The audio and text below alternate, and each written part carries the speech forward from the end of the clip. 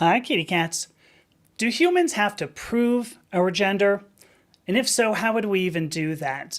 There were two events that I thought were unrelated, and they came together for me this week. One was an overly complicated definition of sex, and the other was a challenge to my gender. But I don't have to prove anything to anybody, and neither do you. So let's have a talk about sex, gender, and of course mean comments in a live stream. First of all, let me say hello to lgbtq there. There's my wife. Hi. Always good to see you. I am Dr. Amethyst Herrick. I'm an author and a podcaster. I discuss identity and gender from a scientific standpoint. So there's a link that you'll see right down there. It says purplepotclan.com. You can check that below for more information about me and the work that I do. You can find on that website, you will find ways to follow me on all my social media networks, as well as read all the articles I've written and view my podcasts. I also engage in what I call hypnotherapy-driven identity guidance. So if you would like to change some aspect of your presentation, the way that you express yourself, and you're struggling to get there, hypnotherapy-driven identity guidance might be a good way to do that. So there's that. And if you like this content, I hope you'll consider subscribing. Again, you can do that at purplepotclan.com. You can get a subscription for as low as $5 a month, right? There you go. I also love to publish articles and podcasts by other contributors. So if you do that kind of thing, if you write articles about identity and gender, if you do podcasts, whatever, please reach out to me. I would love to publish your work, your original work about identity and gender. So just email me once again, purplepotclan.com, contact page on that website. All right, so I'm seeing Anita Lichtenberg. Good to see you here today. And also Brenda, one of my favorites, who calls me the famous, awesome, and beautiful Amethysta. Well, I think I got the awesome anyway, but as far as fame, I'm unsure. And beauty, well, you know. All right, so what did I want to talk about today? I found this unexpected relationship between two events that occurred. And it's been over the past, like probably a month at this point, I would say. So it's not even like, just in the last few days. But I wrote an article recently. Now I've linked that in the notes. If you can get to the notes, you can see them on certain platforms. So I wrote an article about a definition of sex that I had heard, that somebody had given me, is probably a better way to say that.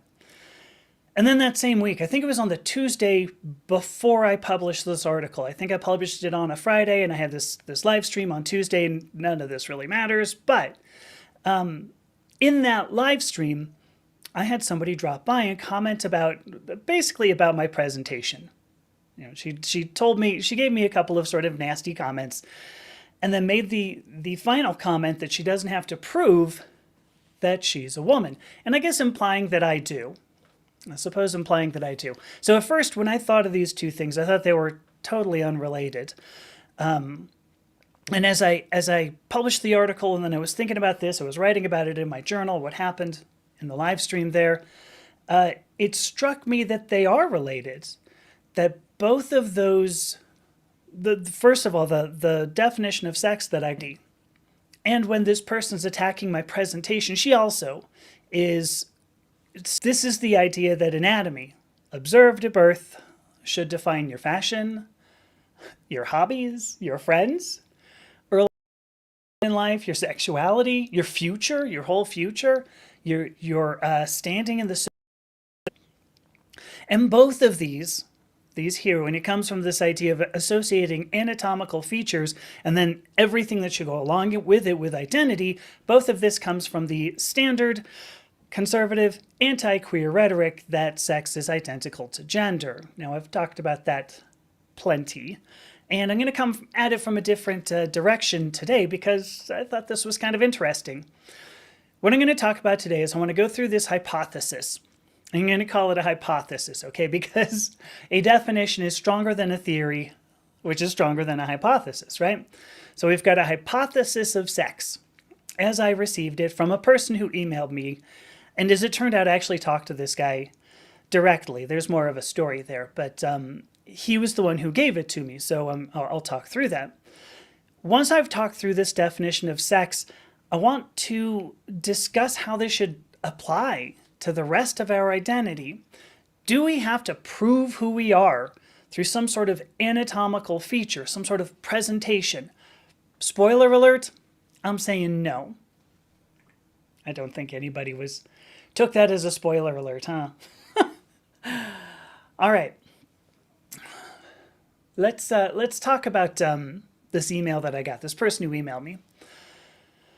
When I first spoke to the guy, he asked me if I was familiar with Professor Emma Hilton. So Emma Hilton is a professor of developmental biology, and she's at the University of Manchester in England. So I want to start with her ideas first. You'll figure it out along the ways. But originally he referenced this email referenced Emma Hilton. So let's talk about her. Emma Hilton has a website. I didn't link it, but you could look up Project Nettle, like the plant, Nettle. Project Nettle. It's on WordPress.com too, I think. So anyway, you can look this up. She has a definition. This is her definition of sex. She says females make eggs and gestate live young. Males generate sperm. I'm just reading it. Males generate sperm to fertilize the female egg. I'm mostly okay with this so far. I mean, this is saying that sex comes down to an act of reproduction, that it's about gametes. I'm a little concerned that we're talking about gestating live young. This is implying a mammal and the few species, something that's universal, and that's fine. She goes on to say, so I'm okay with this, right? If we talk about roles, females and males have different reproductive anatomies. And this is what she has considered, in quotations, she's actually putting this in quotation marks, biological sex. So Emma Hilton's definition of biological sex is a reproductive anatomy. Okay. And she says no other reproductive mechanism exists in humans. So I'm actually going to go along with that last sentence again. Yeah, right. Humans reproduce through combination of gametes. Okay. However, we have reduced sex from a scientific concept that applies to all of nature to now human anatomy. That's a little bit of a bummer. It's not contribution of a gamete to a particular act of reproduction so much as it is a delivery system. I think that's kind of, I would say, was disappointing, if nothing else. I also think this is just too dang focused for a good definition. I mean, we're talking about one characteristic of one species. Now, it is fairly obvious to see why Emma Hilton ends up using this particular definition, because Emma Hilton is a very big supporter of women's sports. And maybe if you're in the UK, I don't know, maybe if you're over there, you've seen, she gave a talk. She gave a rousing and inspiring talk because she wants to bar all transgender women from women's sports. Now, this is a political opinion. She wants to bar transgender women from women's sports. It's a political opinion, not a scientific fact. Okay, I just want to start off by saying that. This is Emma's desire. It is not an observation of nature. When you have women's sports, there's a human category. All right, it is not a scientific fact. So this is Emma Hilton's desire. I don't think that's bad, for what it's worth. I really don't. Hilton's focusing on anatomy, which I find somewhat surprising, really. Anatomy is a very small slice of the function of a human, one human across an entire lifetime. And really, for a biologist, frankly, for a biologist who studies human development, particularly, if you go to like Google Scholar or something, put her in there. She has a lot of work having to do with very low-level biochemistry. So I'm kind of surprised. When you're studying low-level biochemistry, you probably know that defines sports performance far more than some anatomy might. So I find this interesting. So there's Emma Hilton. All right. I also want to say, let me say hi to Tough Jules. I like that. Hi, Tough Jules, the human. Good on you. Look at you. You're human. Presumably, you also have anatomy. It's a good. I'm taking a guess, but I think I'm probably right. So let's see. Now that's just Emma Hilton. I don't actually want to. I don't actually want to like get down on Emma. She's got a platform. She's got a reason for it. She wants women's sports to be pure in her in her eyes, pure in some way. But oops, how come I can't get to my? Oh, here we go. My notes were going funky for a moment. Wasn't sure what was happening. All right, but so from Emma Hilton, this email that I received, the guy started with Emma Hilton, and then he goes on to give a hypothesis that would be a definition of sex. Now, I'm going to be totally on the level here. I have not found a clear connection to Emma Hilton. That this definition that I was given is something that Emma Hilton proposed. I don't even know, because I haven't found an article she wrote. I haven't found anything on Project Nettle. So at this point, what I'm going to do is sort of push her to the side, because we're not talking, apparently, maybe, about Emma Hilton. But here's the definition. Oh, dang, I got to bring Emma Hilton back up. She says that sex has to do with an act of reproduction and the delivery if have produced and delivered a gamete. Or if they used to make the gamete, they used to produce it, and they've delivered it at one point, that is how you can classify an organism. This was presented to me as it's called the potential, broken, actual, and historical. Now, ultimately, there's a reasoning behind this, right? I mean, there's going to be a political reason behind this. There's only one reason to redefine terms that we've had defined for centuries. There's going to be a reason behind this. So what I want to do is, first of all, let's just think about this in general. This idea equates the potential, the broken, and the historical with actual. Now, I'm going to talk a little philosophy here. If you think about this from an ontological standpoint, if you're thinking, so ontological, a branch of metaphysics, or a subclassification of metaphysics, how things are. There we go. I think that's enough that I'll throw. Ontologically, so this is looking at how this actually exists in reality, how this works in reality. I think we're already on really dangerous ground.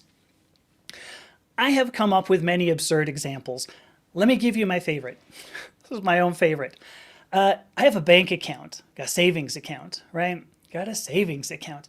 My savings account, when I opened it, it had the potential to hold $1 million in it. In fact, I would say because it had that potential to hold $1 million in it, if my bank account does not currently hold $1 million in it, that's really only a broken state. For my $1 million account, now it could be my bank account had $1 million in it at one point and then I spent it. But none of these states, okay? The potential to have $1 million, not having it being broken, the historical state of having $1 million in it, none of these states is the same as my bank account having $1 million in it right now. Because if I go and I spend $1 million, my bank's not going to be very pleased with me. And maybe you're going to go, okay, well, come on, Amy.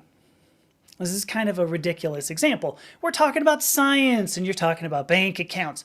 But science, to remind everybody, science is the observation of nature. We're observing reality here.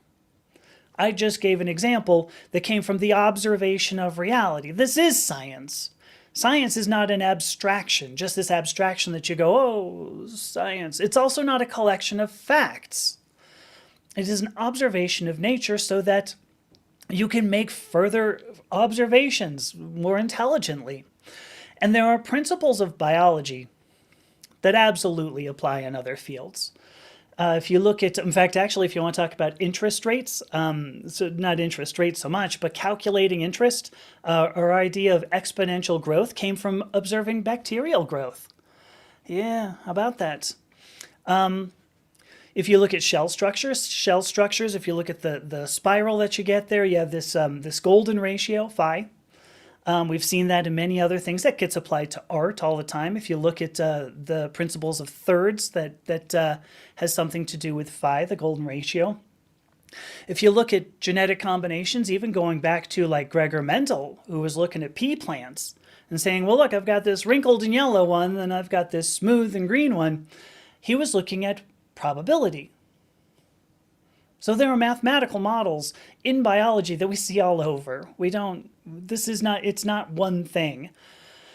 In fact, actually, if I can go off on a little tangent here, if you look at like fundamental physics, we make mathematical models, right? We make mathematical models, and sometimes we actually sometimes we predict something from the mathematical model. Like we have a theoretical physics theory of matter. So it's based on it's a mathematical model that predicts the existence. Usually you don't see it like that. Usually it's the other way around. So all right, let's see. So ontologically, I'm comment here from Brenda, I'm actually going to just unwinnable debate for either side. I agree, Brenda. You're right. We are trying to classify and draw lines between something that isn't clean. Agreed that they aren't clean. And I think so the concepts are man-made and arbitrary. Sort of, because not entirely. I mean, if we observe nature, that's not man-made. We want to apply observations of nature to concepts ultimately that are man-made. We're going to be thinking about politics here. Anita says the stream keeps cutting out for her. I'm sorry. I don't know if anybody else is seeing the same thing. Do you see like a whole video and audio cut out? Because that'd be a bummer. I don't know what might be going on there. So you're right. This is an unwinnable debate, and maybe anybody watching this will remember. I did a whole live stream on this. I talked about this for an hour at one point, just saying we're trying to shoehorn this idea of science into our political opinions. And that's why I brought up Emma Hilton's support of women's sports. She does all kinds of biology. She's a scientist. But she has a particular opinion, and she wants transgender women out of the sports she wants to watch. I don't think that's necessarily bad. It isn't science. So I agree with you, Brenda. All right, so ontologically, we're struggling already, right? This isn't a great foundation here. But let's actually, so I'm not going to put it on my bank account. Let's think about this in terms of human development, right? This is what Emma Hilton does. I will, I'll keep on following along in that order, or along that line. Let me take a quick drink. And while I do that, or now that I've done that, I'll go ahead and do a little bit of station identification. I'm Dr. Amethysta Herrick. I am a transgender scientist and woman. Usually I put those in opposite directions. Transgender woman and scientist. And today I'm talking about an overly complicated definition of sex and whether or not we need to prove who we are, particularly our gender. So what does potential mean? If we were to look at this theory, potential, broken, actual, and historical, what does potential mean? Potential means it could happen. Like if you think of potential energy, if I'm dropping into physics things all the time apparently now, but potential energy, it's energy that you might have that you could use to perform work. Now Hilton, I told you I wasn't going to talk about it, but here we are. Emma Hilton starts from anatomy. So this is an organism that has already developed reproductive parts. So it sounds like a good place to start, right? But we have an executive order, and the person I spoke to believed that we can do this at conception. the executive order in particular contains the phrase at conception, yada yada. At conception, what do we got? This is a zygote. This is the combination of two gametes. A zygote is only genetics. It's two gametes that combine. That's all we got. So when we think about the potential, what could happen to this zygote? That zygote could develop male parts, could develop female parts, could develop with no reproductive parts or no functioning reproductive parts. It's a sterile organism, right? In fact, that zygote might not shoot. You know what? It just struck me. I never did put up the on how male reproductive parts. Like, this is not a shock. Male reproductive parts develop not solely because of the karyotype or the genotype of the zygote. It doesn't solely have to do with XXXY. This zygote is part of a system, an overall greater system of human development. And that system ultimately includes the influence to the dawn of time. Because if we're going to talk about potential, what is the mother going to be able to do? Is the mother sensitive to SRY protein? Is the zygote sensitive to testosterone? If the mother is sensitive if we were going to try to compute some sort of potential, we'd really need to see what's the potential of the mother. What was the potential of the mother's mother? What was the potential of the father? What was the potential of all kinds of things? If we're going to look at genetics, from potential from a genetic standpoint, hi Mila 800, Mila 800. If we're going to do that, there's a huge system here. Now, you may be going, why am I bringing this up? Yeah, why am I bringing this up? Because there must be a relationship. So I'm started by talking about potential, but we also have broken in there. And there has to be a relationship between them because potential implies could. You might be able to produce and then deliver a gamete, but broken implies you should have. You should have been able to produce and then deliver a gamete in an act of reproduction. So both of them require a standard, and it's got to be a good standard. In fact, it's got to be a standard that allows us to evaluate both. And I wonder, I don't know, because of course I've never spoken to Emma, but I wonder if this is why Hilton focused first on anatomy. It's like, forget about genetics. If we see reproductive parts, we can take a guess. Maybe there's a potential. If those parts don't appear to work, for whatever reason, I don't even care what it is, don't appear to work, we can kind of take a guess. It broke it. So I think ultimately, even though the person who emailed me this and I spoke to him, even though an executive order puts the phrase at conception in there, I think that takes genetics out of this hypothesis altogether. Because we simply can't know enough about a zygote and what it's going to do at conception to have a standard. Now, a quick aside here. If you read Project Nettle, it's like one page, so it's not like it's tough. But if you read what Project Nettle says, Emma Hilton points out that, like, most of the time, it's good enough. We can look at anatomy, and that's good enough to make this guess.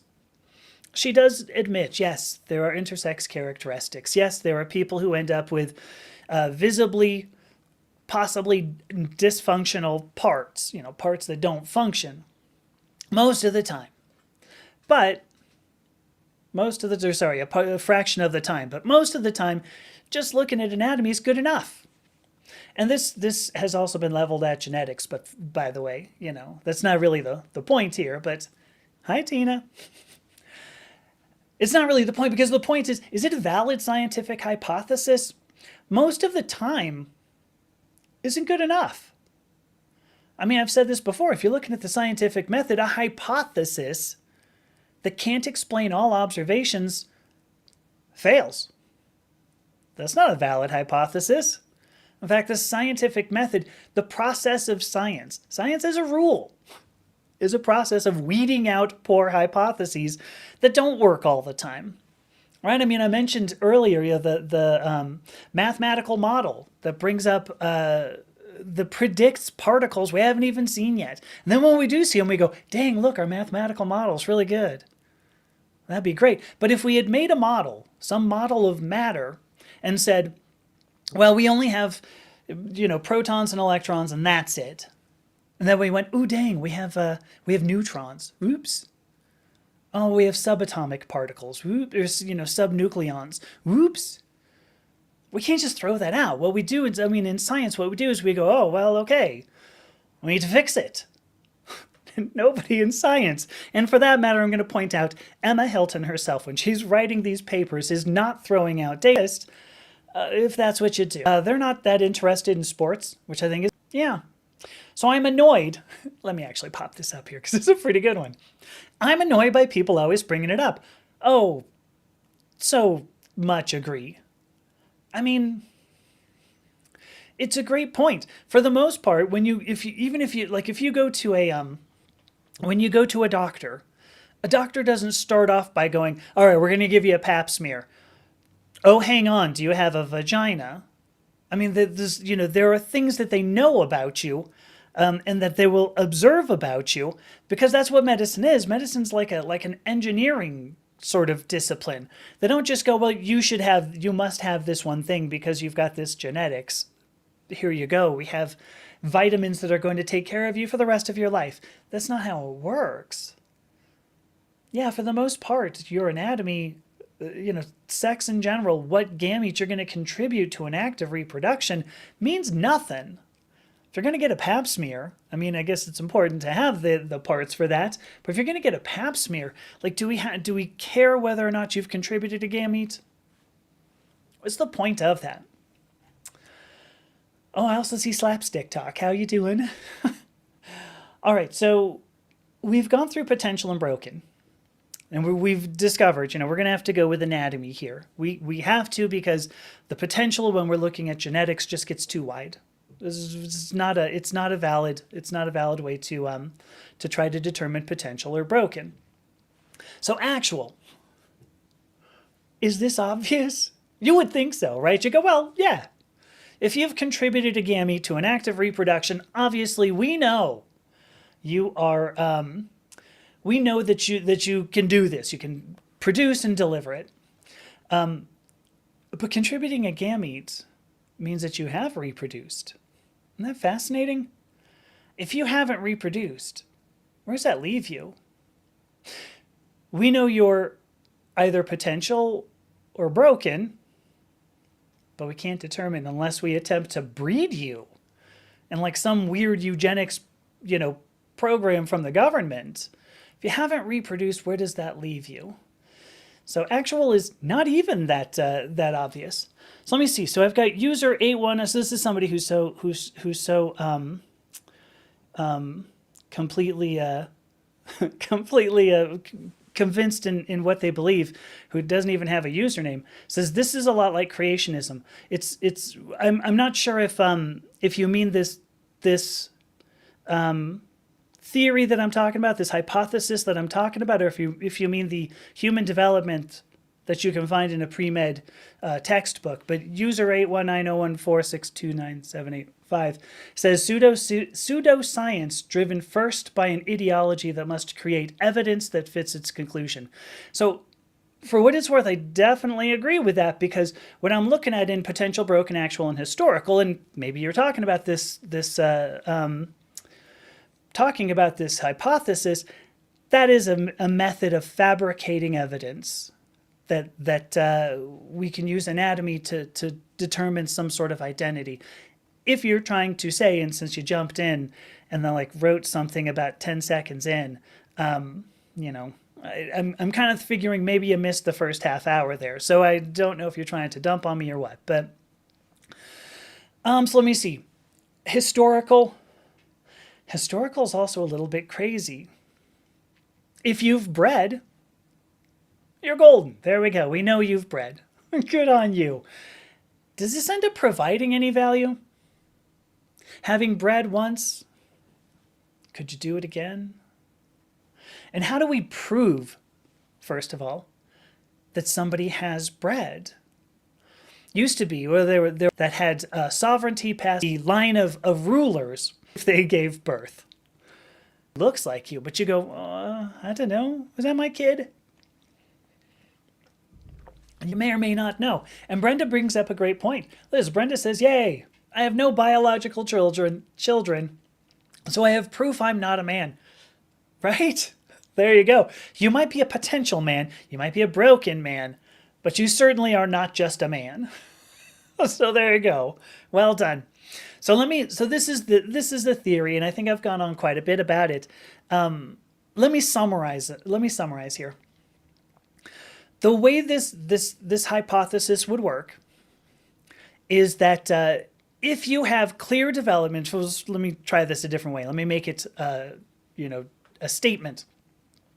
Clear development of reproductive parts is necessary to establish potential, but you might also be broken, and we really can't tell unless you demonstrate you've actually delivered a gamete.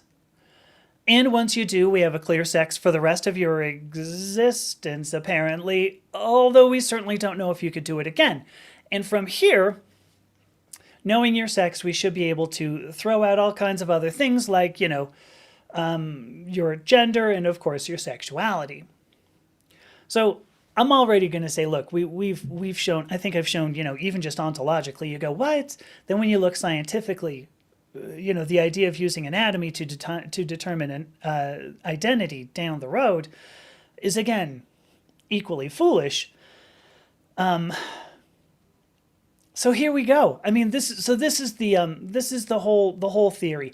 I think it's kind of ridiculous, personally. The thing is that it's actually advanced. I mean, it's being advanced as like an actual hypothesis of sex and ultimately identity. Because if you look at that that executive order that was signed on January 21st, I think it might have been the 20th. It says at conception, blah de blah, something about a gamete. And as a result, you have a gender, and from there, you should have some sort of sexuality. Ultimately, what we're looking at here is not science. It was never science. It was never about science. That executive order was not about science. It was about imposing Christian ethics upon the United States. Kind of done. That's about it. It was never about science. So,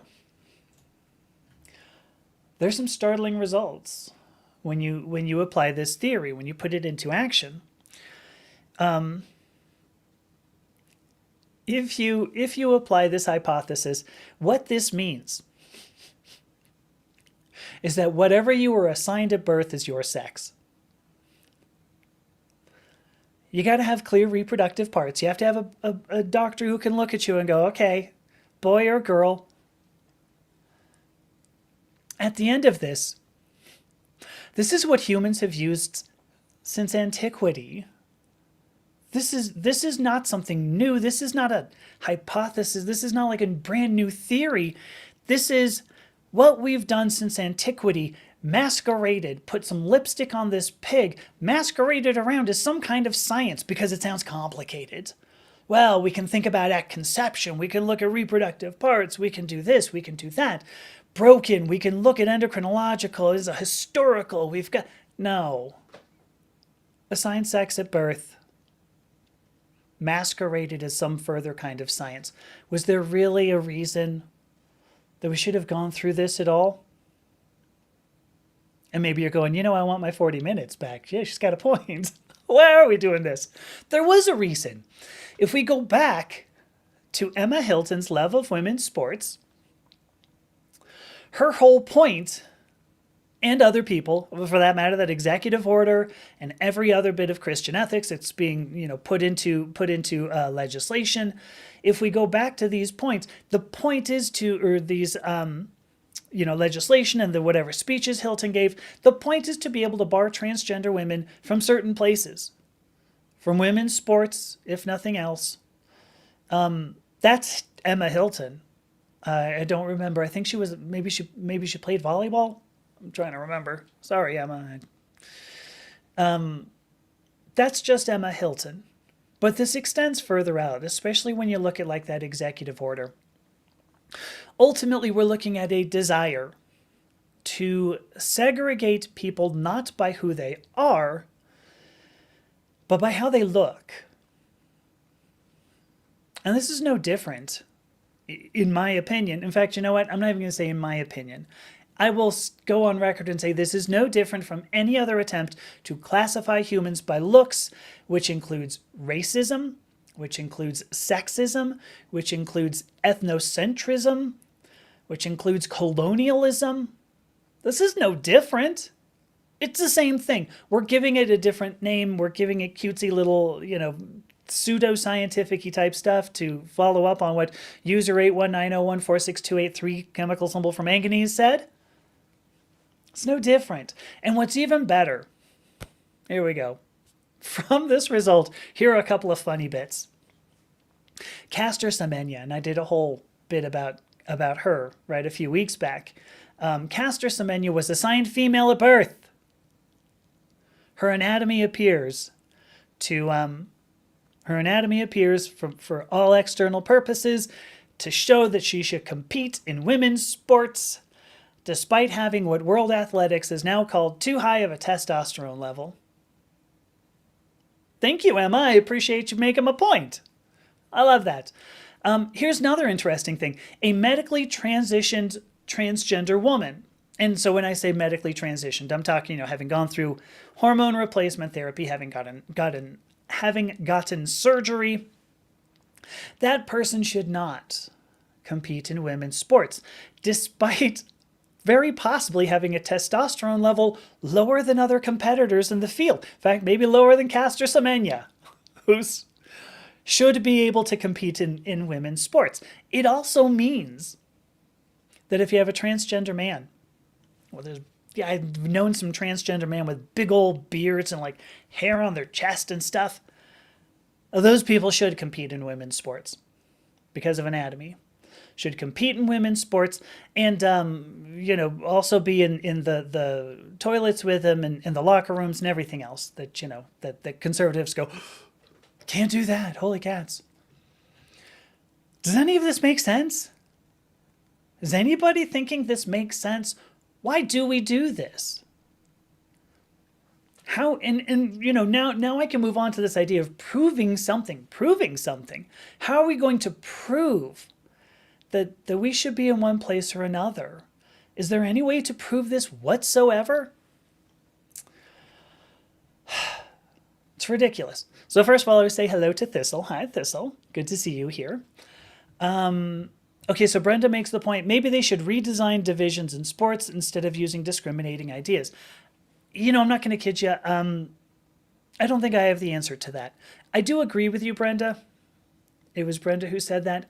I believe that it makes sense to have sports divisions that are based on capability, because I think that would actually mean that maybe more men would be able, well, first of all, it would mean that more people in general could compete in sporting events, because if you don't make the very bottom end of say the men's division, you're just out. Like, you're just not going to compete.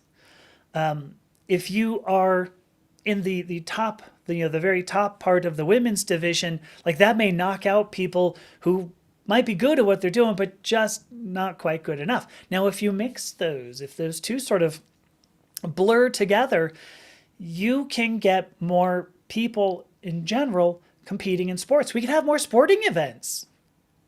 And for that matter, you might have women competing against people who are more on their level, and men, for that matter, competing against people who are more on their level. So anyway, there you go. Miss Chief, good to see you here too. Thistle says they were getting into AI art and Dadaism. Oof. Look at that. So let's see. Miss Chief asks, can Italy play in the Africa Cup of Nations? So I'm going to tell you, I grew up in the United States. I don't even know what that means. Yeah. Is there baseball involved, or some sort of like an oblate spheroid? What is the word for a football? I don't even know. For an American football, sorry. So I don't know. I mean, I wish I knew, but I don't. And furthermore, like I said, I'm not at all going to say that I have the answer to that. I don't know. Grief Foundation says, I think Grief Foundation is going to say Italy should be ousted, out entirely. Don't go to the Africa Cup of Nations because I don't know why. All right, so let me do some quick station identification, like we do. I am Dr. Amethysta Herrick. Here I am talking about gender as it pertains to anatomy, fashion, and politics, because I am a transgender woman and a scientist. And so let's see. So Grief Foundation, oh, well, okay, here you go, Grief. Grief Foundation says Emma Hilton is concerned about males with DSD as well as transes, I think that's supposed to be. Yeah, presumably. I mean, I'm not saying she's not. I'm saying that Project Nettle calls out anatomy. I mean, I read it earlier. I don't know if you were here, but her website says it's based on anatomy, which at the end of the day, like, are you going to ask somebody, have you had a baby before you compete? You're going to ask that of 12-year-olds in competing in something? No, because you're going to go by what the person gets assigned at birth. So yes, Emma Hilton is concerned with that. But the reason why you end up with somebody who gets detected, like somebody with like a Caster Semenya, is because she went on to compete and did really well. In fact, did really well for like 3 years. And that's it. And now she's not doing quite as well anymore. But, you know, made a big scene, obviously, because we're still talking about her 10 years after, you know, the last time she distinguished herself. So yeah, I mean, I'm sure there's a concern. The concern, you know, you cannot simultaneously say, well, I believe anatomy should define a classification and then go, except when I think this person should not be in women's sports as well. And I kind of think that's where this ends up going. You end up, you know, if you're going to do everything on a case-by-case basis, then what I'm going to want is for 12-year-olds going into some of these competitions proving that they can reproduce. Because really, isn't that ultimately what you're talking about here, Grief? We have to prove somebody is a particular sex, and that's only done by reproducing. It's not done by ovaries. Ovaries don't reproduce. A uterus does not reproduce. What says that somebody is a sex that they are is an act of reproduction. And so, anyway, so Thistle says the top female athletes make like 1% of what the bottom male athletes make. Oh, like, yeah, monetarily? That's probably a good point. I don't actually know. I thought the WNBA, which I understand you're in Canada, so maybe you're not watching this, but I think the WNBA just had there was a big shakeup about that. I know I saw a little bit, but I did not, frankly, I was not exactly, I wasn't paying complete attention, but, so let's see. So then Thistle goes on to say, tell me how the trans crap is about protecting women and women's sports. Do these people even know what the WNBA was? Wait a minute. I don't know what the WNBA was. Was that supposed to be NBA or? I don't know. Yeah, I mean, if you're going to protect women, right. I mean, if you're going to say we're going to protect women, let's look at things like, income inequity. Let's look at, inequality I want to use there actually. Let's look at many other things. Like once we get to sports, like that should maybe be a few like notches down the list, right? Anyway, Brenda says, heaven forbid a woman excels. That's a good point. Yeah. All right. There is one thing there's not one thing. I did mention that there was a relationship with something else. So Thistle says they have no idea what the WNBA is either. They don't watch sports, men or women's. Okay, well, that's fair. So one of these comments, so I said there was a relationship. So I talked about potential broken, actual, historical. But I also got a comment, and this is, I want to relate this to something else that I got. So I was on another live stream, and I got 2 comments from somebody. I want to say the handle was Nosh, but I'm a little unsure. I was going to go back, but I actually turned off live chat replay on these live streams because I'm like, I think that's unimportant if I'm embedding them in the stream. So anyway, this person made 2 comments. I'm going to call her she because I happen to have known. So I'll get there. Anyway, one of the comments she made was, nail polish and makeup don't make a woman. As evidence, she said, She doesn't wear either nail polish or makeup, and she doesn't have to prove she's a woman. I'm actually doing this somewhat ironically. I did not have time to put nail polish on today. Normally I would put nail polish on, but I did not. So it's kind of interesting that I happen to be doing this where I'm going to talk about nail polish. But what we're talking about here, she says she doesn't have to prove she's a woman. And what we're talking about is fashion. These are social norms of presentation. I don't think that these are directly related to anatomy, but I have gotten similar comments.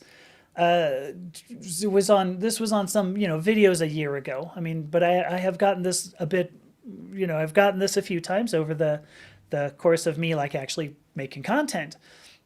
I had somebody tell me, and this was a direct quote, "Fake tits and a dye job don't make a woman."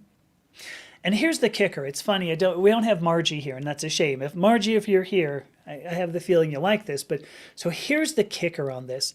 The woman who told me this, that nail polish and makeup don't make a woman, I think most transgender people, I'm saying transgender people, not transgender women, I think most transgender people would agree.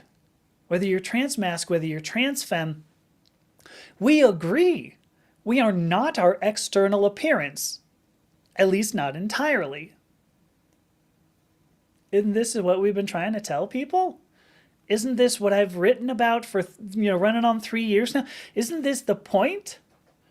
Our gender is more than nail polish, more than makeup, more than surgery, more than clothes. Our gender goes much deeper than what you're just looking at on the outside. That's what we've been saying. Yeah, thank you, Nosh. I appreciate that. So if nail polish does make a woman, here's a question. Why would I wear it? I mean, assuming I was. Just run with me on this. Why would I wear it? It comes down to a really simple answer. I like wearing nail polish. I mean, the woman who commented doesn't like wearing nail polish, and that's fine. But since nail polish doesn't define a woman, clearly we can both still be women. I wear nail polish, she doesn't, but that doesn't mean I'm not a woman, and it doesn't mean that she is. Because we could take this much further, right? I mean, if you're transmasc, maybe you get a double mastectomy, maybe you don't. But why does anybody choose any expression whatsoever? Why would any woman choose to get breast augmentation? Why would any man choose to get hair plugs? Why does Donald Trump wear makeup? Why did Elon Musk get facial masculinization surgery? Why did Lauren Boebert, why did she get liposuction? And on the converse, why does Marjorie Taylor Greene call herself all natural? I might take exception to the bleach blonde hair there. I'm not sure that's all natural, Marjorie. Just saying.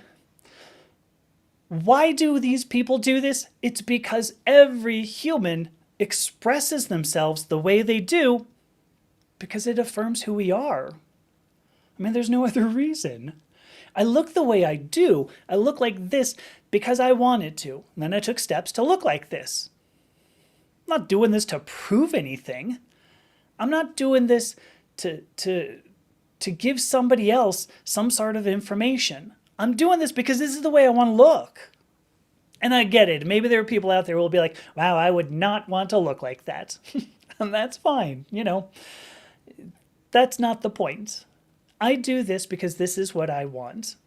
And I think Marjorie Taylor Greene does what she does because that's how she wants to look. Lauren Boebert got liposuction because that's what she wants. Elon Musk got his hair plugs, his facial masculinization surgery, his body sculpting because that's what makes him feel better. Donald Trump wears makeup because this is what makes them all feel better. It has nothing to do with you. Well, it does, but in part it has to do with you because some of those people want to impress you. But for the most part, we're doing this because we want to. So Thistle now brings up the point, if makeup, nail polish, and dyed hair make you a woman, then let's look at the 70s and 80s rockers. Yeah, isn't that true? I mean, exactly true. Brenda says I am exactly right. Thank you, Brenda. I do appreciate that. All right, so I want to talk about, we've got one last thing I'm going to bring up, and then we're going to take a break. Causal relationships. Does anybody have to prove who they are? The commenter, when she was making these comments, the person who made these comments, she wanted to attack me. She wanted to say I am a fake woman, which is to say that I was not assigned female at birth. And that was her point. So to run back to what I was talking with the potential, broken, actual, and historical, my anatomy at birth didn't match hers. And she was trying to shame me. She was trying to shame me for having anatomy at birth that differed from hers. But I think I already just said, why do we choose to look the way we do? We don't choose to look the way we are to prove we are a particular gender. We choose characteristics of gender expression because we're the kind of person who would look like that. It's the other way around. The woman who commented that, who commented she doesn't have to prove she's a woman because she doesn't wear nail polish, she proved that point. And I proved that point. And you proved that point. We've chosen our gender characteristics not to prove that we have some particular gender, but because that's the way we want to look.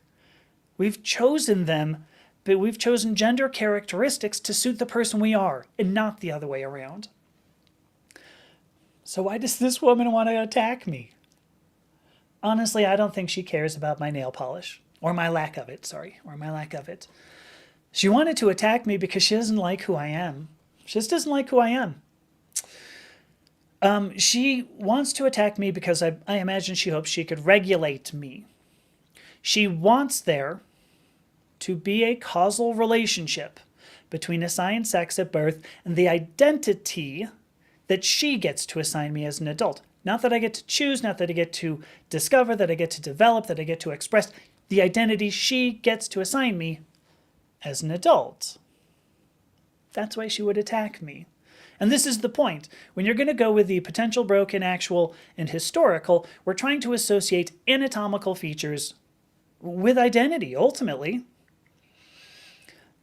Transgender women are going to, assault other women in bathrooms. Transgender women, if they're going to read a book to somebody, are grooming them to become whatever. I mean, they're identities that people want to assign me, not what I express. Let me look at some of these comments here because I've gotten a couple of good ones. Hopefully I'm gonna get this right. Alana Byrne, I hope. I hope it's not Elena, but if it is, there you go. All right, so Alana says she is a transgender woman, wears women's clothes, fake boobs, and a wig. There you go. Because it makes her feel, oh, I'm sorry, I'm not understanding. I'm getting this. I don't think I got it. But the point is that it makes her feel better, I think. It makes her feel, it makes her feel me. I understood it. My apologies. Took a while to read it. She does the things she does because that's who she is. She wears things made for cis women and not transgender women, and that's interesting. I don't know if that makes a whole lot of difference to me, but the items that however you look, however Alana looks, she does that because that's who she is, right? So Thistle says there's a difference. Some of these people do these things for themselves because they like it. It's internal and personal. Others do it for their image. So I do agree. There are social norms, and I'm not going to throw out social norms. But I also want to bring up that there is a relationship between social norms and who we are inside. I mean, I did a live stream about aesthetics, right? Our sense of aesthetics, our sense of beauty, and how that plays into gender and sexuality. That we choose to express ourselves in ways that our social environment, typically, this is where we're getting these, that they become social norms. We choose to express ourselves, express our gender through the beauty, through what we think would be beautiful expressing, and we find beauty in other people, based on their expression of what they do. Boy, I'm really really mutilating this particular sentence, aren't I? The point was going to be that, yes, there was a sense of aesthetics in it. And if you look at aesthetics as a branch of philosophy, you will absolutely see that these change, right? You were looking at Dadaism. That's an artistic movement that lasted for some time there, right? But I mean, we can look at Impressionism. That was a movement that went on for a while. But the point is that aesthetics does change, and aesthetics is in part based on the social norms, based on society. The reason why I say any of these things is some people do it for their image, yes, because what they're trying to do is conform to greater social norms. And so I do agree with you. I totally see what you're saying. And yet I think a lot of people would choose those certain things. Now, if I were to throw this into the transgender experience, I did not express myself as a man because I chose to. I expressed myself as a man because it was the most safe thing for me to do at the time. So that was not internal, that was not personal, that was not rewarding, that was absolutely for an image. So yeah, I think when you're doing it, I think when you're expressing yourself honestly and completely, it's not going to be for an image. And so that was kind of where I was going with that. And hopefully that explained the whole thing, Thistle. So I've got Drace, which I learned how to say your name, right? Drace, who says it's only bad when trans people do it because of magic. Right? Or bigotry, definitely bigotry. So I like this. So Drace has a great point because, why is it okay for Donald Trump and Elon Musk and Lauren Boebert and Marjorie Taylor Greene? Why is it okay for these people to do what they do, but it's not okay for me to do what I do? Because of reasons. I love that particular explanation. Just because of reasons. So Angela says, we put on makeup to give us more confidence in ourselves and make us more like the gender we are. In my case, trans female. Yeah, I look the way I look because I want to look this way. I want to express my femininity. This is the way I look, the way I do, the reason I act the way I do. I'm not doing it for Nosh's sake. So let's see. Why would this person attack me? So here we go.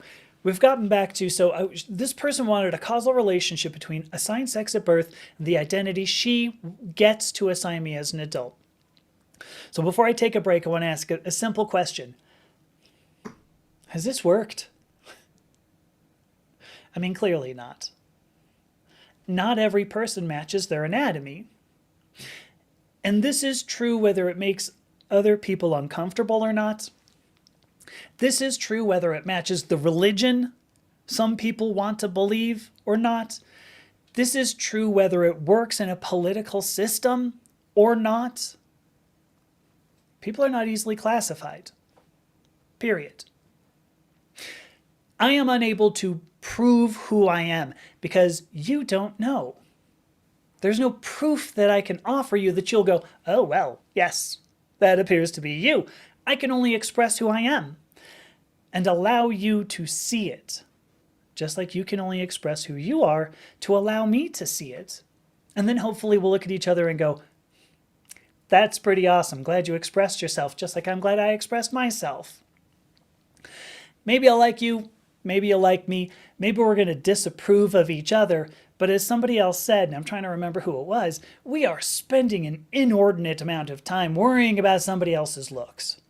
So much time. I think it was Anita said that we spend so much time worrying about somebody else's looks. I believe it is time we begin considering people's actions. We can observe actions. We can measure actions. And what is it when you observe and when you measure and use those things to predict something in the future? Hey, that's science. Look at that. Observing actions is science, but making up new ways to put people into boxes is not.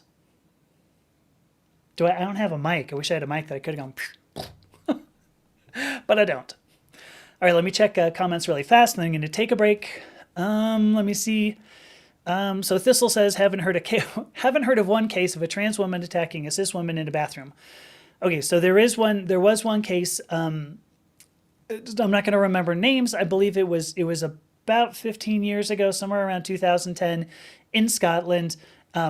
Grief Foundation, if you're out there and you can drop a link, that would be sweet. But I believe there is one documented case. Now, you have so this goes on. So Thistle had not heard of one case of a transgender woman attacking a cisgender woman in a bathroom, but cisgender women do attack transgender women. Yes, true, even especially in bathrooms. And cisgender men have attacked both. There you go. So, Thistle asks the question, was that the school student pretending to be transgender? I'm a little unsure. I believe ultimately the defense came down to, well, I am transgender, and that's why it was kind of a thing. So I don't know the answer to your question. It's a good point. I think if this were happening all over the place, we'd see it.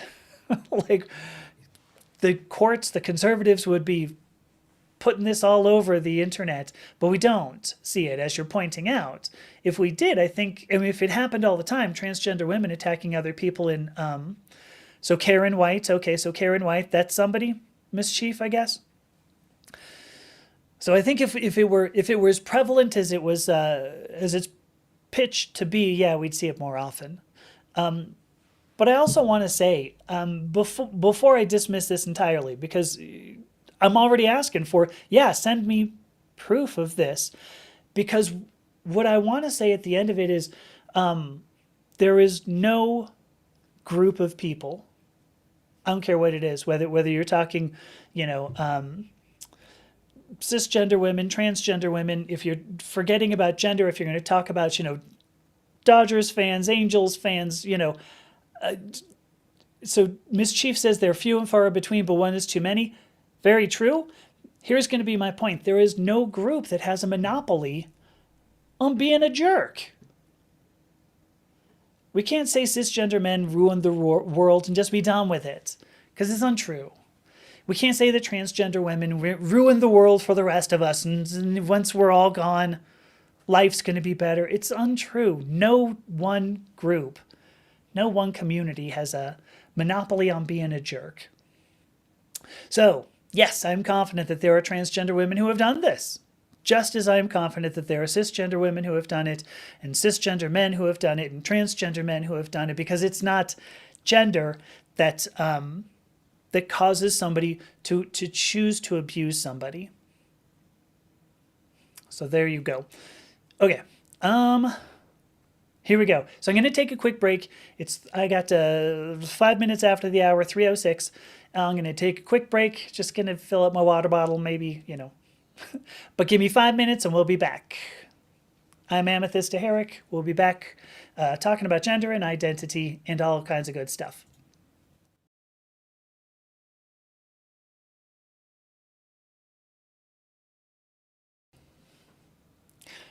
Hey, I'm back early. Who knew? All right. So I'm Amethyst Herrick, Dr. Amethyst Herrick. I am a transgender woman and a scientist, and here I am talking about identity and gender, and then whether or not we have to prove that we are who we are. Got a couple of good comments here. I didn't expect it to be busy when I'm gone. I'm like, what the... So Thistle brings up, it's not true, Nazis and fascists. So this is in reference to my nobody has a monopoly on being a jerk. But I don't think so, because there are, geez, I don't think my father was either. But he was a jerk. So, So let's see. Drace brings up, better ban non-trans people from bathrooms now. Right? I mean, if the point is to keep people from being assaulted, as it should be, really what we should do is just have no public toilets, right? I mean, you want to keep people from being assaulted in toilets, get rid of the toilets. Forget about the people. I mean, we can just clear the whole thing up right now. If you have a business and you have to cut costs, the way to cut costs is just shut down the business. You're all done, right? There's no costs in a business that's not running. There are no assaults in toilets that don't exist. So there you go. So let's see. Mischief's asking, I think, Grief to advertise his business. I don't know why. Curious, what's your business, Grief? I wonder.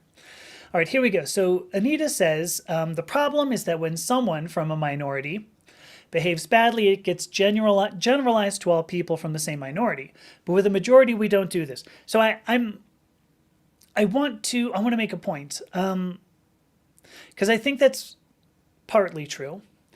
I think whenever we have stereotypes, there's some truth, right? There's some grain of truth in some of these stereotypes, otherwise they wouldn't exist. Somebody observed something and said, oh, well, this can be generalized to an entire population. I don't know if it just has to do with minority and majority, because I know plenty of feminists who would be like, well, white men should just be destroyed, in which case we'd lose Grief Foundation. And, you may not think I would say this, Grief, but I don't, I think that would be a bummer if we lost all the white men. But what I'm going to say here too is that, so because Miss Chief also brought up that transgender women who have had whatever assault history against others, sorry, because almost all of us end up assaulted. That's, it's an interesting tidbit that we actually are more assaulted than cisgender women. Take that for what it's worth. So Miss Chief says, they're few and far between, but one is too many. Yes, one is too many, because aside from there being stereotypes, there's a cliche, a saying that people say. It's, history is written by the winners, right? History is written by the winners because they control the media. And so really the point is that we have to look at the media here. What is the media doing? When you have a media that wants to run sensationalism, because that sells, right? I mean, sensationalism sells. And people want to have their biases confirmed. So if you go, I don't like transgender women, you're going to be looking for stories about transgender women doing bad things. You're going to go out and look at every Latino video and go, see, this is why all of those people should be locked up. But that's a media representation. There's a big difference between media representation and like the entire population of a community. Because I will also say that there are good, white men. I'm not including you in that, Grief. I was just saying. But see, look, I said something nice, and then I was going to dump on you. But so anyway, it's a good point. It's a really good point. The majority, typically has the attention of the media, and just because of the way the news is, I think it's we do that just because that's what humans love to do. So let me see. So Miss Chief says, oh, wait, this is on OnlyFans that you're singing out comments when camming. Well, look at that. Wait, do you really have an OnlyFans link, Chiefy? Wow. That's kind of fun. So here we go. Thistle says ban bathrooms. I think so. We can take care of this whole thing really quickly. So Miss Chief brings up transgender people live under constant scrutiny. I agree. I think in general, if you are a marginalized community, and I don't think that necessarily means transgender people, if you are a marginalized community, yeah, you are under constant scrutiny. Why? Who knows? At least part of this is just because we want to confirm our confirmation biases, if anything, if nothing else. So we do live under constant scrutiny because I think it's on purpose. Otherwise, how do you maintain a majority? I'm pontificating a little bit here, but if you had a media that represented everybody fairly, I don't want to use the word equally, but if you had a media that necessarily presented everything factually and honestly, I think people would stop buying the newspaper. I don't know if anybody's buying a new newspaper, huh? But nobody would go to the news sites because they want something that's going to make them angry. It's interesting. I did there's a guy, ooh, I wish I could remember his name. I'm not remembering his name, but I did a podcast with him. And I did two. I appeared on one on his podcast, and then he came on mine. Oh, what's his name?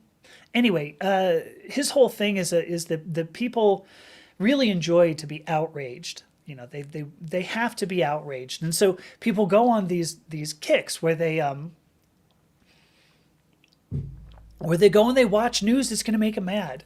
Outrage Overload, I believe, is the name of his podcast. It's a good podcast, because people will choose like their favorites. They'll choose their favorites. Would you say least favorite? I don't know. People that they don't like, and then just look up news about them. Let me see what kind of jerk things the Republicans did today. Oh, those Republicans. You can look up any of the jerk things the Democrats did, or you can look up the jerk things that like the British did, the Italians. You know, I heard that the Italians aren't going to be able to play in the Africa Cup of Nations, which is, I don't know if that's good or bad. But anyway, yeah. I feel like I had a point, and I don't know where it went. So, ban all bathrooms. I want to go back to that. So here we go. Dodgy Archetype, which first of all, hello. Good to see you again. Dodgy Archetype says, a lot of bathrooms with their narrow corridors and easily blocked entrances seem designed to enable abuse. I think that's true. I actually think that's true. You know, when you're trying to get somebody into a gauntlet type thing so that you can abuse them in some way, that's a great way to do it. It's frightening. It would be frightening to think that they did that on purpose, but there you go. So I don't. Chiefy? Who's the GF? Is this girlfriend? Your girlfriend's lovely. Who are we talking about? Let me see. Brenda says, I seem to remember laws against sexual abuse. Doesn't seem like we need additional rules pertaining to it. The rule it doesn't seem like we should, right? The only thing that we're trying it seems like people are trying to get is to make sure that the people who commit most of it don't have to worry, for what it's worth, right? Because I mean, it's not when they're I don't know how many statistics I want to throw out here. It turns out more than 1 out of 4, and I'm trying to remember the exact number, but more than 1 out of 4 children today, okay, this is modern times. Like maybe you go, oh well, back in the day, sure. No, like more than 1 in 4 of children today, maybe it was 1 in 3, will either experience domestic violence or watch somebody else, whether it's at their house or somebody else's house. So think about this, because I saw this on a video. What the guy said was, he put it like this. He goes, if you walk out your door, let's say you have a house. Not everybody has a house, but if you walk out your door, if you walk out the door to your apartment and you look around and you have more than 4 other domiciles around that, one of those, there's some sort of wickedness going on that you're going to have, that will affect a child for the rest of their life. Anyway, yes, we do have laws against abuse. We have laws against all kinds of abuse, and we don't really tend to do anything with them. That's sort of the interesting thing. You have people who go to these shelters, and oftentimes not much comes out of it. I mean, there's a place where we live that they don't. It's a halfway house. It's the kind of thing. It's like, okay, well, now you've healed back up. Well, we're gonna send you back home. No, can we do something about the guy? What's happening here?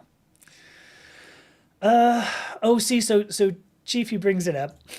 I'm not even going to read the whole thing. Just, yeah, clickbait sells. Clickbait does sell. People love clickbait. I mean, there's a reason why, like, I titled this thing, proving gender. Because people are going to look at it and go, oh, I want to prove gender. Yeah, I'll show those people. I mean, there's an art to writing some of these things. But all right, here we go. So Thistle says that kind of shit literally kills brain cells, makes them dumber, stress-induced neuronal autophagy. Whew. The brain starts eating itself, and then you get dumber and madder, and it spirals. That's funny, because actually what I thought I had was Trump derangement syndrome, and I guess it's not. It was just stress-induced neuronal autophagy. Trump derangement syndrome. Oh, so Drace makes a great point here to bring this back up. So Drace says, some people are only happy when they're unhappy, which makes them unhappy, which makes them happy, which makes, yeah. It's like this weird big, circle that like what, how in the world? Like, I don't even get that. Why would you want to do that with your life? I don't know. I have no idea, but, it's a good time. If that's what you're going to do, I guess have at it. But I prefer to be positive. Like, I would rather kind of be happy. But so this is interesting. Brenda says anger releases the same hormones as happiness. I think you're talking about dopamines. Dopamines and dopamine and endorphins, other endorphins. Yeah, I mean, neurochemically, we don't have a hell of a lot of there's not a lot of spectrum to it.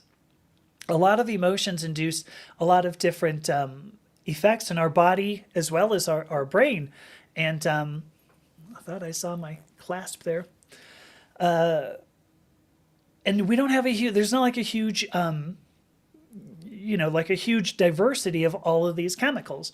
So yeah, it's weird. And the media does make use of that. But I mean, if you look at, like algorithms, I mean, if you're showing up here, you have been subject to the algorithm because they showed up on your feed in one way or another, or somebody else's feed whom you know, and they sent you to me or whatever. But the point being that, these algorithms figure out what you like and what you don't like. Because if you sometimes we do want to see things that we don't want to see, if that makes sense. So like an algorithm like Facebook or one of the video platforms, they will absolutely give you content that you want to see, content you want to see, and then you'll go, oh, how did this get on my feed, right? In part because you watched it before and said, oh, I hate this crap. But it all comes down, to neurochemicals. It's kind of fun. And I just realized, GF is Grief Foundation, not girlfriend. I'm sorry about that. It's kind of funny. I want to show this one. Only pitiful people want to see other people suffer. Yeah. I know I've brought up this one proverb, I suppose I'd call it, that was Indian. I know I read it in some Indian philosophy book. But the proverb goes, he cuts off the heads of others to make himself appear taller. I don't know if people necessarily want to see, if they necessarily want to see suffering so much as pretend like they're not. Yeah, okay, I like the way I put that. I don't know necessarily that they want to see other people suffer, but by watching other people suffer, it may prove to them that they do not. And I, I'm going back many years here. I'm going back, 20 years. But when I first started, the first time I went to a psych ward, one of the things they taught me was, and I think this was dialectical behavior therapy, part of DBT, dialectical behavior therapy, was to look at other people and go, well, I'm better off than that person. And that was supposed to make me feel better. Like I was supposed to go, well, that person's really down low. At least I'm not that person. I'm only slightly above, but that's above that person. And I was like, but I still feel terrible. Like if that person feels terrible, that sucks too. Like it really, really definitely sucks too. But, I still don't feel bad. I still don't feel good. So there you go. Ooh, gosh. I'm sorry, Thistle. Thistle says their first memories are of domestic violences. Yeah. They remember hiding in a dark corner by the door, wanting to leave. Remember the yelling, the screaming, him hitting their mom. Yeah. I'm sorry. I read that because I wanted to honor that. I think that Thistle is responding to Bo, that only pitiful people want to see other people suffer, like Cenobites. What a great reference there. What a great reference. All right, let me kick through some of these here. So let's see. Brenda says, I'm not going to prove gender. I'm sorry. I told you I told you this. Some of it is, is it clickbaity? I don't know. But Chiefy makes a great point. People like to get angry and to scapegoat other people because it does take the focus off of other things. You know, I think that when you get, I think a lot of why we see, I mean, and I get it, Chiefy, you're not seeing this because you're in the UK. But if you're in the US, I think part of the reason why, I don't even think it's part, I think a lot of the reason why we see Congress do what it does, which is to say, always point a finger, is to take the heat off of themselves. Because if you were to go to one of our representatives, let's say Marjorie Taylor Greene, what is she doing? What has she done? What has she done for me lately? I feel pretty good about that reference there. All of a sudden, I'm back in the 80s, maybe 90s. But I think they're trying to take the heat off of themselves. So if you go, wow, I realize I'm not doing anything. I could be doing something for you, but I'm not. But look at that person. They're really not doing something for you. In fact, they're doing something I disagree with, which means I'm sort of doing something for you, except I'm really not because I'm still not doing anything for you because what I'm doing is going on some sort of social media and going, look at that person not doing something for you. Thanks, Madge. No, just like, do something for me instead. Like I think that would be better. Because look, now Thistle makes a great point. If it was just about suffering people, they'd be watching videos of starving children. Yeah, I think I agree with that. I'm curious too, and I'm not asking for like links or anything, but I've seen, I've seen, so I went on 4chan. How about if I just put it there? I've been on 4chan, and there's like a whole channel of like, anyway, it's called gore. I mean, I'm just going to run with that. It's a gore. And I go, this is, why? But some people use that for arousal. And I don't get it. I'm sure there are things that I watch that get me aroused that they will look at and go, weird. But so I don't get it. But I wonder if that was actually the suffering. I don't know. And actually, now that I'm thinking about it, I'm sort of sorry that I brought it up. So I'm going to move on. Miss Chief brings up, arguing about transgender people is not going to solve the housing issue. No, I wish we would go after much more important issues because there's so much more that we could talk about. There's so much more good that we could do. Thistle brings up who's getting rich off of taxpayer dollars. The people who are getting rich off of taxpayer dollars are not the ones who are being called parasites. I mean, it's a good, you're bringing up an Elon Musk reference here, right? Who's the real parasite class? It's interesting. I was talking about this to my wife the other day where I was like, it's so fascinating. I grew up, the way I grew up, it was a very conservative family. And so I was like, well, yeah, of course, if you make money, if you make money, you've necessarily earned that and you should be able to keep it. And then also figured that, yes, if you are a company and you make a profit, you're necessarily going to plow that back into the company.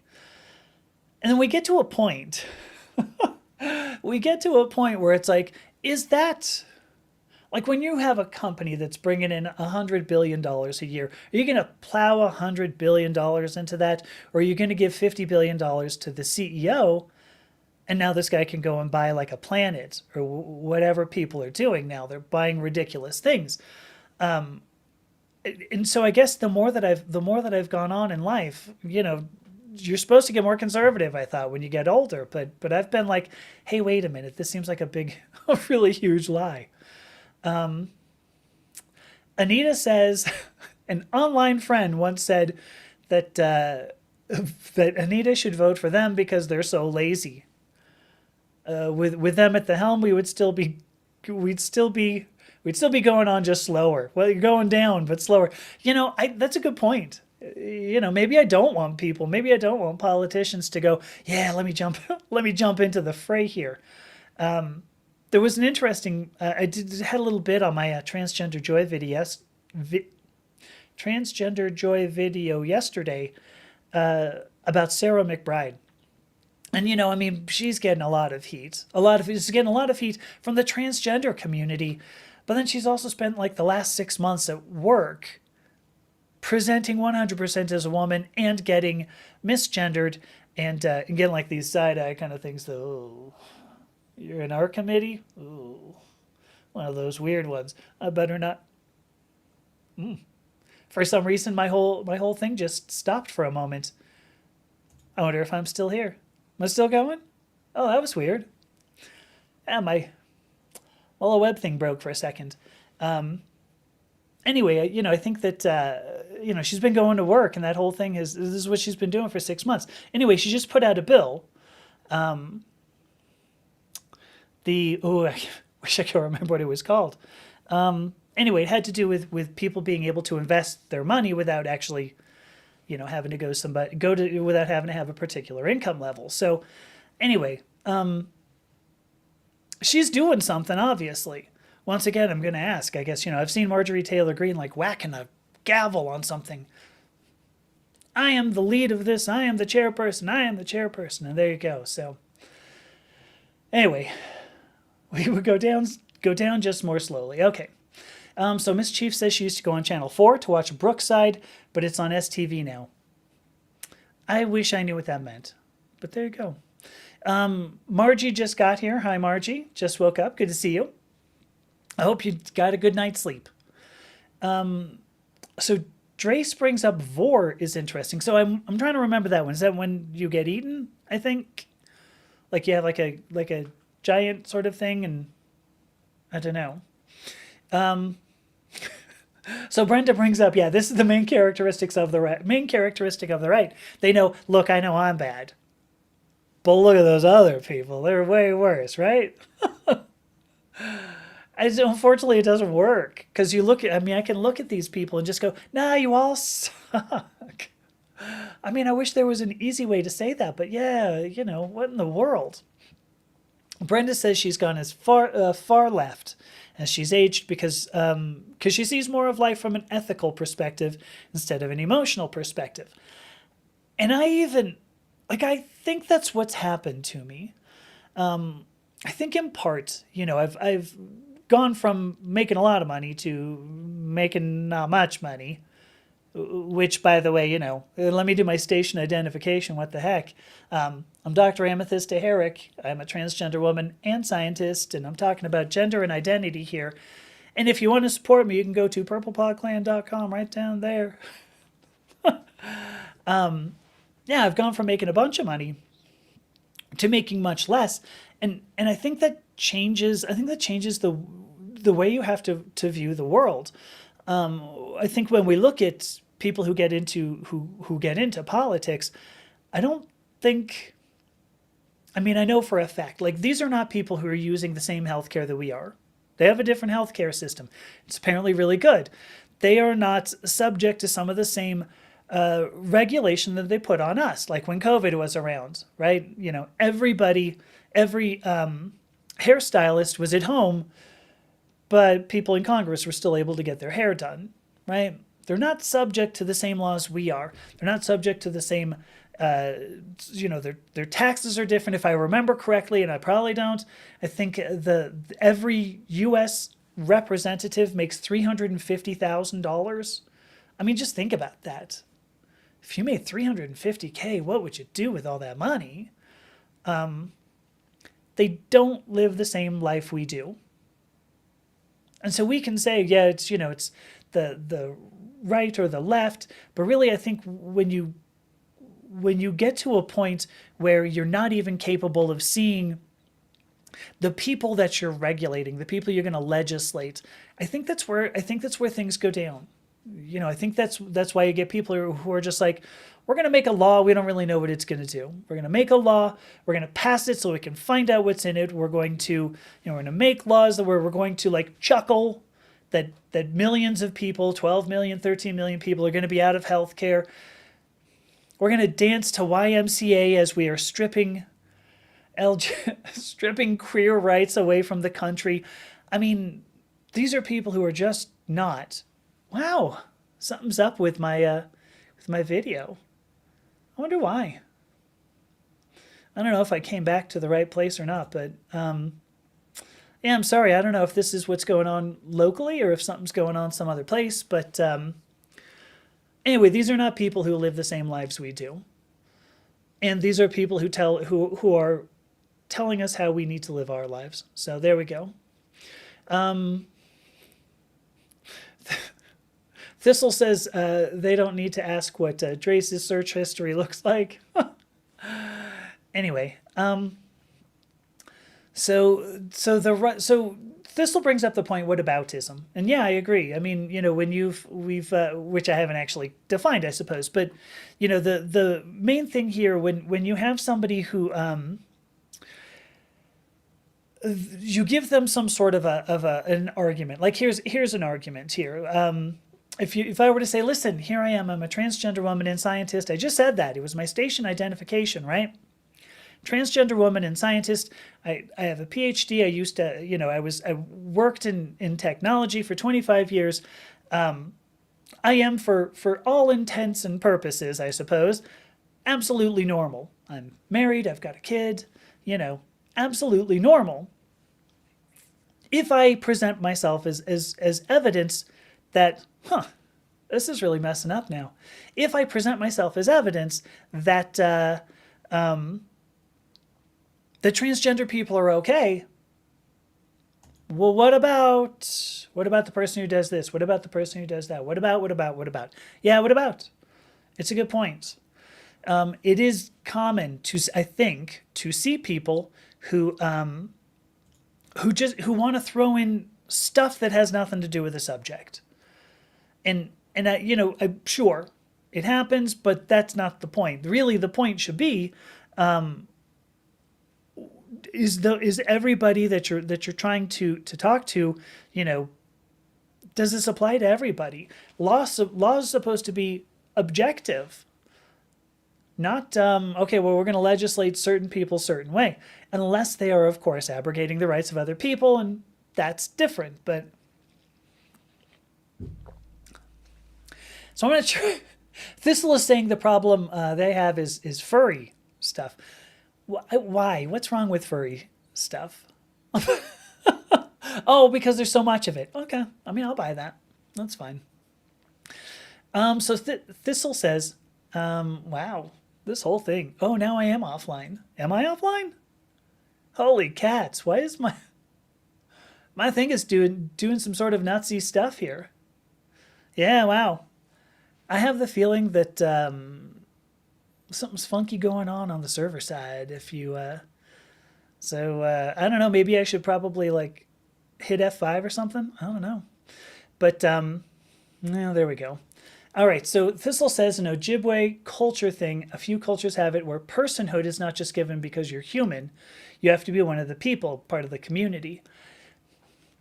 I think that this goes into the same thing as like, respect is earned, not just given. And at the end of it, I think that there needs to be a blend, I think, that we get a certain amount of respect simply for being human. Oh my gosh. Now I'm seeing something about Cash App come up. I don't even know what this is about.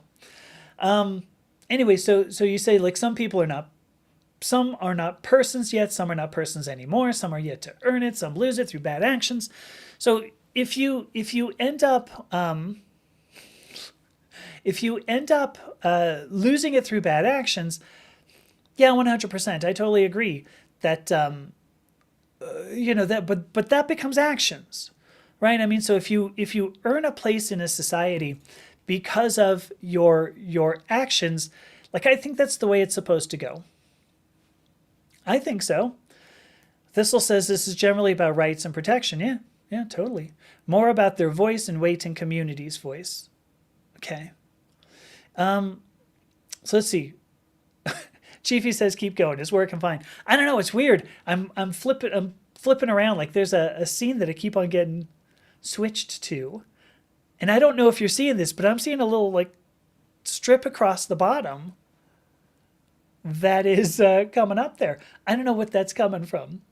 I don't know if anybody sees that strip, let me know in a comment here, because that's weird. I think that's some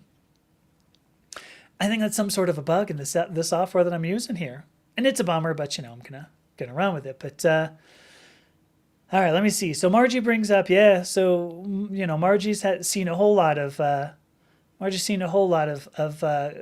community craziness, and others' bad actions is definitely can be messed up.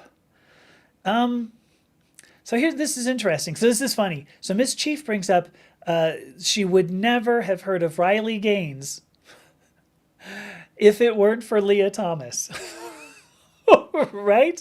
I think that's true. She came to prominence because she was moaning about somebody else, which, I get it, sure. You were upset. And what's funny is Leah Thomas, right, hasn't really super distinguished herself otherwise. It had like one really great heat, and then otherwise been kind of like okay. Let me see, what else do we have here? Huh. Well, fascinating. People are saying it seems normal on their end. Okay, well, I don't know. Yeah, I've got a weird strip going here, and I keep on being shown offline, and it's weird. I just keep on clicking because what the heck. But so Brenda makes an excellent point, and I'm going to put this up because I like this. In the military, yeah, you have to respect the rank automatically, but personal respect is different. And it's a fascinating thing. I read something about Navy SEALs. I kind of think it was, what was his name? Oh, Simon Sinek. Kind of think it was Simon Sinek who brought this up, that a Navy SEAL would actually rather have somebody in a group that was, I don't know how I want to put this, like less capable. Like you could be the greatest physically, you could be the greatest, militarily. Is that a word?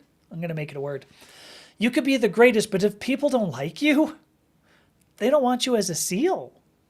They would much rather have somebody who is less capable in a military regard, that people can get along with than otherwise. So there you go. So earn the personal respect, yeah.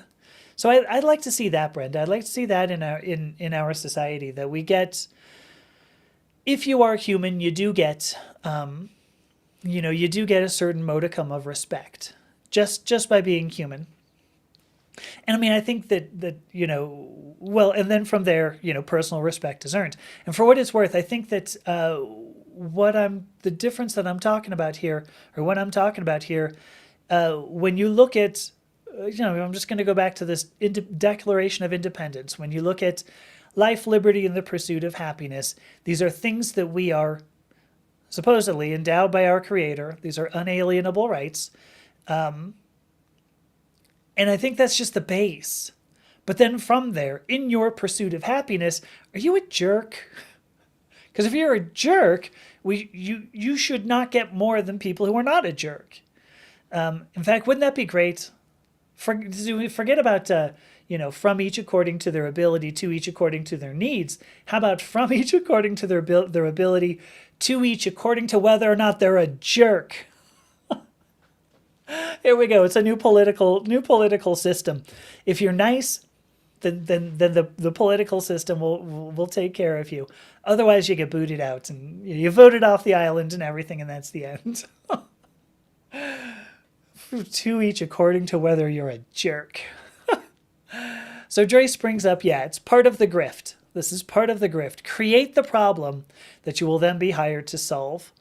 I saw that he was always a consultant, right? I was a software consultant for the longest time. Yeah, create the problem that you will then be hired to solve. And sometimes, that's even just making something up. I don't know how many times I saw some consultant who would go, ooh, I see this. I think that, I think that this is going to be a problem 20 years down the road. We should probably fix it. We're going to charge you $200,000. The person, the company's like, oh, dang, well, yeah, if it's going to be a problem, like a $200,000 problem, we better fix it. So, yeah. Miss Chief brings up poor Steve Martin. I think he's had a good life. He's had a good life. It's a shame that he had to be in a movie called The Jerk. Choose your roles better next lifetime. I guess that's all I'm going to say. I don't know where else that can go. Hopefully it was funny. Thistle brings up, you can teach the newbie, but jerks are going to be jerks. Yeah, haters going to hate. Whatever else. Right. Oh, look at that. Now I've got a demonstration of the banner, and this is how it will look. I don't know if this is only on my side. I'm curious. Let's see. We've got jerks in leadership. Our social cancer. Yeah. I'm not going to disagree with you. Will you look at that? Jerks tend not to listen or contribute well. Very true. Yeah. I'm curious where this would go. So Brenda says we could have monthly voting and the losers have to move to the Arctic. I love that idea. I think that's exactly what we need. We just have people move to the Arctic and wait, the Arctic. They'd have to move to the Antarctic, wouldn't they? Because if they move to the Arctic has no land. Yeah, maybe that's better. I don't know. Maybe you got a point. I'm unsure. Maybe you got a point. So, all right. Well, I'm not going to kid you. For some reason, at least locally here, things keep on showing up and then going away. I'm almost 2 hours into this one. I think I'm going to go ahead and shut it down. But hopefully, this was an interesting topic. The whole idea of where we have to prove who we are. It is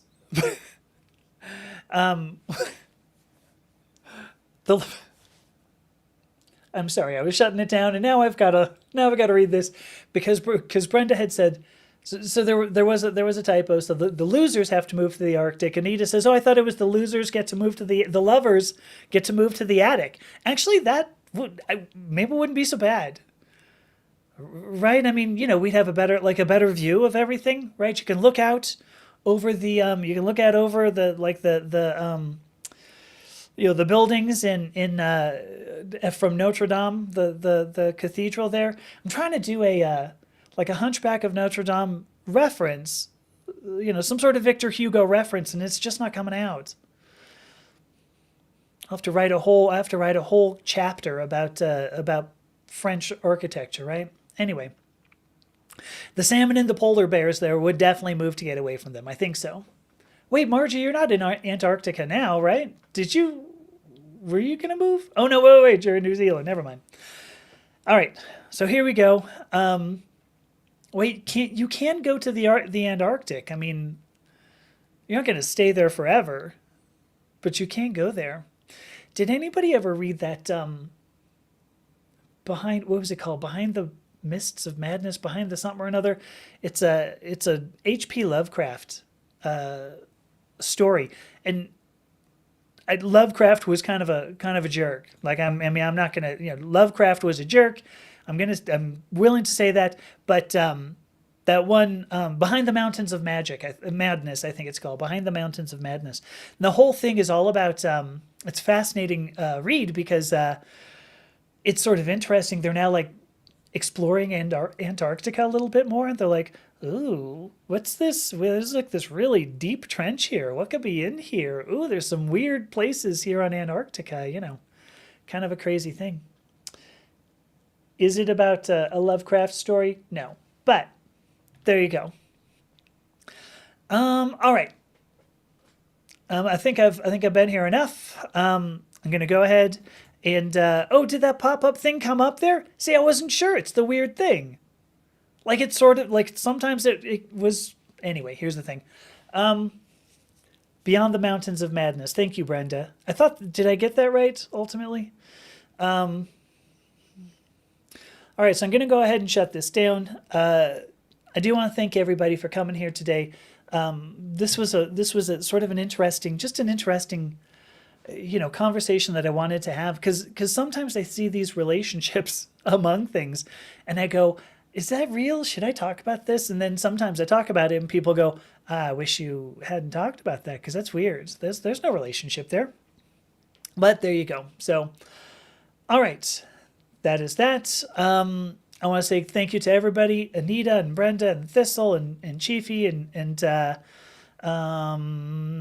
Drace and Margie and Grief Foundation GF. So thank you to everybody. Thanks for showing up. Thank you for all your comments. Truly appreciate it. I will see you this coming Tuesday with another Tuesday tidbit thing, and we'll do it again. Love you too, Miss Chief. Okay, bye.